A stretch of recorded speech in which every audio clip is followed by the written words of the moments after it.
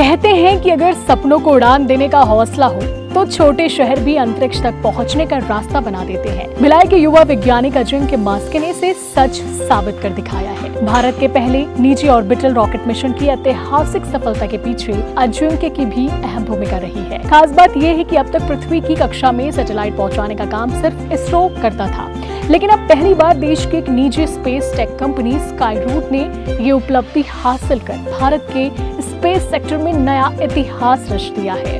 इस ऐतिहासिक मिशन में अजिंक्य मास्के मिशन डिजाइन और फ्लाइट मैकेनिक्स टीम का हिस्सा रहे, जहां उन्होंने रॉकेट की उड़ान योजना और उसकी सटीक ट्रेजेक्टरी तैयार करने में महत्वपूर्ण योगदान दिया। आखिर इस मिशन में उनकी भूमिका क्या थी, भिलाई से इस मुकाम तक पहुंचने का उनका सफर कैसा रहा और भारत के स्पेस सेक्टर के लिए ये सफलता कितनी बड़ी है, इन्हीं सब सवालों पर हमने युवा वैज्ञानिक अजिंक्य मास्के से टेलीफोनिक बातचीत की है। तो आइए सुनते हैं उनकी जुबानी इस ऐतिहासिक उपलब्धि की पूरी कहानी। तो अजिंक्य जी, सबसे पहले इस ऐतिहासिक उपलब्धि पर आपको और आपकी टीम को बहुत सारी बधाई। भारत के पहले निजी ऑर्बिटल मिशन की सफलता आप लोगों के लिए, हमारे भारत के लिए कितनी बड़ी उपलब्धि के तौर पर आप लोग देख रहे हैं? जी बिल्कुल, भारत के लिए ये बहुत बड़ी उपलब्धि है। हमारा देश अब सभी देशों में तीसरा देश ऐसा बन गया है जिसने प्राइवेट लॉन्चिंग कैपेबिलिटी हासिल कर ली है। तो after America and China. Yes, after America and China. तो सर, इस मिशन में आपकी क्या भूमिका थी? आप किस डिपार्टमेंट में थे? आम लोगों को अगर आप आसान भाषा में समझाना चाहें तो आपका क्या रोल था? जी मैम, मेरी टीम का नाम मिशन एंड जीएनसी है। इसमें जीएनसी का मतलब गाइडेंस, नेविगेशन और एंड कंट्रोल होता है। तो हमारी टीम पूरी रूप से पहले मिशन डिजाइन करती है और फिर उसकी जो रॉकेट की जो ट्रेजेक्टरी होती है, यानी वो जिस पाथ से वो फॉलो करेगा उसको डिजाइन करती है। और उसके बाद गाइडेंस का मतलब होता है कि वो किस दिशा में जाना चाहिए वो गाइड करेगा। नेविगेशन का मतलब है उसकी आंख और कान, जो कि सेंसर्स लगे होंगे, वो प्रतिक्षण उसका क्या पोजीशन है वो बताएगा। और कंट्रोल जो है वो गाइडेंस के दिए हुए रास्ते पर उस तरीके से रॉकेट को मैनूवर करेगा, मोड़ना या फिर उस दिशा में ले जाना, ये कंट्रोल करेगा। तो ये हमारे 4 भाग है हमारी टीम के। इसमें मेरा रोल जो है वो मेनली मिशन जो ट्रेजेक्टरी है उसके डिजाइन से लेकर मिशन के एनालिसिस तक सारा काम मैं कर रहा था। अच्छा, बहुत शानदार। तो आप लोग कितने टाइम से इस प्रोजेक्ट में लगे हुए थे? टीम तो मतलब 7 साल से इस प्रोजेक्ट पर है। 2018 में जब हमारी कंपनी का मतलब स्टार्ट हुआ था, उसके बाद से कॉन्सेप्चुअली तो स्टार्ट हो चुका था रॉकेट का, बट 2022 में इससे पहले हमने एक सब ऑर्बिटल रॉकेट भी लॉन्च किया था और 2019-20 से तकरीबन इस प्रोजेक्ट के ऊपर काम लगातार चल रहा है विक्रम 1 पर। क्या बात है। तो जब रॉकेट सफलतापूर्वक ऑर्बिट में पहुंचा होगा तो उस टाइम आप लोगों का रिएक्शन क्या था, इमोशन क्या था? क्योंकि डर भी थोड़ा सा लगता है कभी कभी कि फेल ना हो जाए। शुरुआत में तो हम लोगों ने ये सोचा था कि थोड़ा मतलब लिफ्ट ऑफ हो जाए तो हम खुश हो जाएंगे। फिर हमने सोचा फर्स्ट स्टेज सेपरेट हो जाए तो खुश हो जाएंगे, लेकिन फॉर्चुनेटली ये ऐसा रहा कि सब कुछ सही तरीके से होता रहा। हर चीज अपने निश्चित समय पर होती रही। सेपरेशन भी हुआ और रॉकेट पूरी तरह से ऑर्बिट तक पहुंच गया। तो वो हमारे लिए तो मतलब सोने पे सुहागा जैसा था। मतलब हमने विश्वास ही नहीं किया पहले तो थोड़ी देर के लिए, लेकिन जब हमने अपने आप को मतलब संभाला तो ऐसा लगा कि हमने दुनिया जीत ली है। डेफिनेटली काफी बड़ी उपलब्धि है, सिर्फ आप लोगों के लिए नहीं बल्कि पूरे भारत के लिए। और आगे चलकर मतलब आप लोग और भी किसी प्रोजेक्ट में काम कर रहे हैं, अगर आपको रिवील करने की परमिशन हो तो?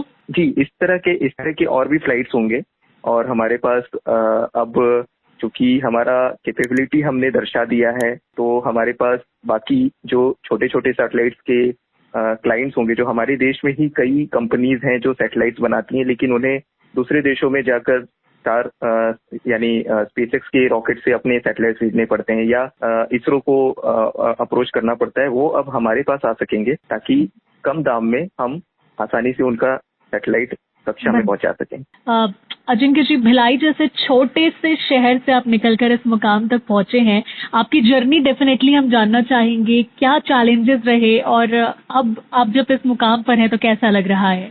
मैंने पहले तो 12th में बायो और मैथ्स के साथ दोनों के साथ तैयारी की थी। कौन से स्कूल से पढ़े हैं आप भिलाई में? जी, मैं MGM से, सेक्टर 6। ओके। जी, मैंने बायो और मैथ्स लिया था। पापा का सपना था कि मैं डॉक्टर बनूं, बट मेरी रुचि फिजिक्स में ज्यादा थी। श्री शंकराचार्य में मैंने मैकेनिकल इंजीनियरिंग ली और 2013 में जब मैं पास हुआ तब मैंने गेट दिया था। तो गेट देने के बाद मेरा सिलेक्शन यहाँ Indian institute of space science and technology Trivandrum में हुआ, एरोडायनामिक्स एंड फ्लाइट मैकेनिक्स में, क्योंकि मुझे स्पेस साइंस में बहुत रुचि थी। तो मतलब रुचि से ज्यादा जिज्ञासा थी, तो मैंने वो फील्ड चुना। और फिर जब उसकी तैयारी मतलब एमटेक खत्म हो गया तो फिर मैंने पहले तो NAL यानी नेशनल एरोस्पेस लेबोरेटरी में काम किया एज ए प्रोजेक्ट साइंटिस्ट। उसके बाद मैंने एक प्रोजेक्ट किया था जो स्पेस एप्लीकेशन सेंटर अहमदाबाद में मैं JRF के रूप में, जूनियर रिसर्च फेलो के रूप में लगा था, जहां पर हम लोग जो US का GPS है उसी तरह से हमारे भारत का IRNSS है, तो उस सैटेलाइट के ऊपर हमने काम किया था। 1.5 साल मैंने वहां काम किया। फिर जब प्राइवेट सेक्टर का यहाँ पर भारत में श्री प्रधानमंत्री श्री नरेंद्र मोदी जी ने अलाउ किया स्पेस सेक्टर को प्राइवेट सेक्टर में, तो हमने फिर मैंने देखा कि स्पेस जो स्काई रूट है वो एक ऐसा काम करने जा रहा है जो मतलब सिर्फ गवर्नमेंट सेक्टर को अलाउड था, इसरो ही कर सकता था। तो ये मुझे ऐसा लगा कि एक बहुत बड़ी मतलब अपॉर्चुनिटी है जिसे मैं ले सकता हूँ, तो मैं इस कंपनी में आ गया।